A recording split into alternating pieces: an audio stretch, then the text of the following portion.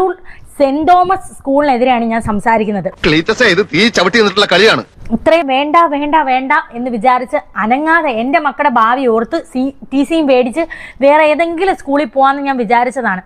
പുറത്തു പറയാൻ വിഷമമുണ്ട്, എങ്കിലും പറയാതിരിക്കാൻ നിവർത്തിയില്ല. പിന്നെ കുഞ്ഞുങ്ങളോട് പോലും വേർകൃത്യം കാണിക്കാൻ തുടങ്ങി. എത്ര ലജ്ജാവഹം! ഈ പന്ന ആൾക്കാരെ എല്ലാം കൂടി പഠിച്ചവൻ ഒരുമിപ്പിച്ച് കൂട്ടുമെന്ന് നിങ്ങൾ കേട്ടിട്ടില്ലേ? അതാണ് ഈ സ്കൂളിൽ സംഭവിച്ചുകൊണ്ടിരിക്കുന്നത്.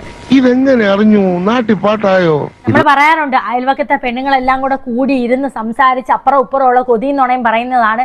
അതാണ് ആ സ്കൂളിൽ നടക്കുന്നത്. 24 മണിക്കൂറിനകം നീ പാപ്പാനുള്ള ഒരു കോപ്പമല്ലെന്ന് ഈ ലോകത്തിന്റെ മുമ്പിൽ ഞാൻ തെളിയിച്ചിരിക്കും. വേറെ പേരൻസ് എല്ലാം കൊച്ചു കുഞ്ഞുങ്ങളെയും കാത്ത് ഗേറ്റിനവിടെ വെയിറ്റ് ചെയ്യുമ്പോൾ 1-2 പേരൻസ് മാത്രം അവിടെ ടീച്ചേഴ്സിന്റെ റൂമിൽ ഇരുന്ന് കളിയും ചിരിയും കഴിഞ്ഞിട്ട് പിള്ളേരെ വിളിച്ചോണ്ട് ഇറങ്ങി വരും.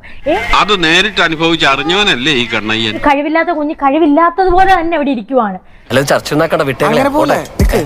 ഈ യൂത്ത് ഫെസ്റ്റിവൽ എന്ന് പറയുന്ന ഒരു സംഭവം വരും. യൂത്ത് ഫെസ്റ്റ് നോക്കും, പാടിപ്പിച്ച് നോക്കിയിട്ട് ഇവർ അതിൽ നിന്ന് ഒരു 10-15 പിള്ളേരെ അവർ സെലക്ട് ചെയ്യും. അത് സെലക്ട് ചെയ്യുന്നത് മൊത്തം ആ സ്കൂളിൽ പഠിപ്പിക്കുന്ന ടീച്ചേഴ്സിന്റെ കൊച്ചുമക്കളോ അല്ലെങ്കിൽ ടീച്ചേഴ്സിന്റെ മക്കളോ അതല്ലെങ്കിൽ അവരോട് ചേർന്നിരിക്കുന്ന പേരൻസിന്റെ മക്കളോ ആണ്. അതേതായാലും നന്നായി, കുടുംബത്തിൽ പറഞ്ഞവർ ഇങ്ങനെ തന്നെ ചെയ്യണം. കവിതയൊക്കെ 1 മാസം പഠിച്ചുകൊണ്ട് പോയിരിക്കുന്ന കുഞ്ഞുങ്ങൾക്കൊന്നും ഒരു വിലയും കൊടുക്കുന്നില്ല. പഠിച്ച കുഞ്ഞുങ്ങളെ ലാസ്റ്റ് ഒരു ലൈൻ പറഞ്ഞില്ല എന്നുള്ള പേരിലൊക്കെ റിജക്ട് ചെയ്ത് കളയും. സഹതാപമേ ഉള്ളൂ. നിങ്ങളൊക്കെ വിചാരിച്ച ഇവിടെ പലതും നടത്താൻ പറ്റുമെന്നും അറിയാം. ആനുവൽസറി വരുന്നപ്പോ സ്കൂൾ മാനേജ്മെന്റ് ആണ് ആനുവൽ ഡേ നടത്തേണ്ടത്. ഇത് ഒരു കുഞ്ഞിന്റെ കയ്യിൽ നിന്ന് 600 രൂപയാണ് ഫീസ് മേടിക്കുന്നത്. 600 രൂപ വാങ്ങുന്ന ഫീസിൽ 20 ലക്ഷത്തിന്റെ സ്റ്റേജ് ഒരുക്കുവാണെന്നൊരു വ്യാജേന ആനുവൽ ഡേ നടത്തും. സത്യം അതാണെങ്കിൽ ഇങ്ങനെ പരസ്യമായിട്ട് വിളിച്ചു പറയാൻ നമ്മൾ വിഡ്ഢികളായ, ഞാൻ അടക്കമുള്ള വിഡ്ഢികളായ കുറെ പേരൻസ് നമ്മുടെ മക്കൾ മിനുക്ക് ഡ്രസ് ഇട്ട് വരുമ്പോ പോയി നിൽക്കുവാണ്.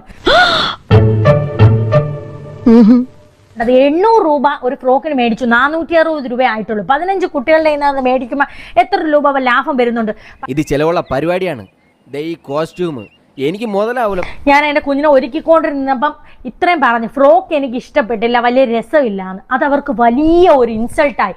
എന്നെ ഭരിക്കാനോ നിയന്ത്രിക്കാനൊക്കെ വന്നാലേ പ്രൈസ് വാങ്ങിച്ചു അവൾ നീന്തൽ മത്സരത്തിൽ.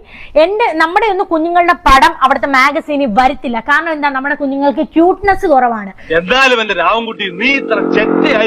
ഇല്ല, നല്ല ഹാൻഡ് റൈറ്റിംഗ് ഉള്ള കുഞ്ഞുങ്ങളെ ഗവൺമെന്റ് സ്കൂളുകളിൽ നല്ല നല്ല പുരസ്കാരങ്ങൾ കൊടുത്തു വെക്കുന്നു. ഇവിടെ അതൊന്നും പ്രശ്നമില്ല. ഇവിടെ ക്യൂട്ട്നെസ് ആണ്. ഇതങ്ങ് വെറുതെ വിട്ടാ പറ്റില്ല, നമ്മൾ പ്രതികരിക്കണത്. ഇതുപോലെ പുനലൂരിൽ ഇതുപോലെ ഒരു അയൽക്കൂട്ടം ടീമുള്ള ഒരു സ്കൂൾ ഞാൻ വേറെ കണ്ടിട്ടില്ല. ഈ ഫ്രോക്ക് കൊള്ളത്തില്ല എന്ന് ഞാൻ പറഞ്ഞു പോയ അന്ന് മുതൽ എന്റെ അടുത്തും എന്റെ കുഞ്ഞുങ്ങളടുത്തും ഭയങ്കരമായ വേർകൃത്യങ്ങളാണ് കാണിക്കുന്നത്. ഇത്രയും വലിയൊരു തെറ്റ് ക്ഷമിക്കാനും മാത്രം വിശാല ഹൃദയനൊന്നും അല്ല ഞാൻ. മോനുകുട്ടൻ ക്ലാസ്സിൽ ഇരിക്കുവാണ്. എല്ലാ കുഞ്ഞുങ്ങളെയും മോനെ എടേ എന്നൊക്കെ വിളിക്കും. എടോ എണീക്കടോ വാടോ. 2ാം ക്ലാസ്സിൽ പഠിക്കുന്ന കുഞ്ഞിനെയാണ്. അയ്യോ ആശാനെ, ഈ പറഞ്ഞ സാധനം അമ്മച്ചിയാണ്, ഞാൻ ചെയ്തിട്ടില്ല. കുഞ്ഞുങ്ങളെ ഒരുപോലെ കാണാൻ പറ്റാത്ത സ്ത്രീ, ആ സ്ത്രീയാണ് അവിടെ ഹിന്ദി പഠിപ്പിക്കുന്നത്. എടി ഒരു കാലത്ത് നീ ഗുണം പിടിക്കില്ലടി. എന്താ ചോറ് ഇന്നത്തെ? മോനോട്ടം പറയാൻ നോമ്പാ ടീച്ചറെ. നീ നോമ്പ് പിടിച്ചിട്ട് എന്താ കാര്യം? നിന്റെയൊക്കെ സ്വഭാവം ആദ്യം നന്നാക്ക, അല്ലാതെ നീ ഒന്നും നോമ്പ് പിടിച്ചിട്ട് കാര്യമില്ല.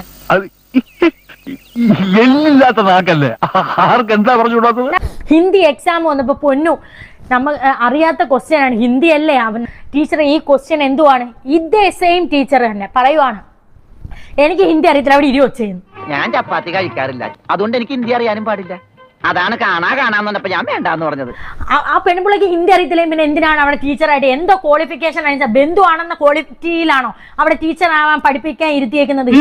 അമ്മേ, ഒരബദ്ധം ആർക്കും പറ്റും. ഒന്നൊന്നുമല്ല, അബദ്ധേ പറ്റൂ.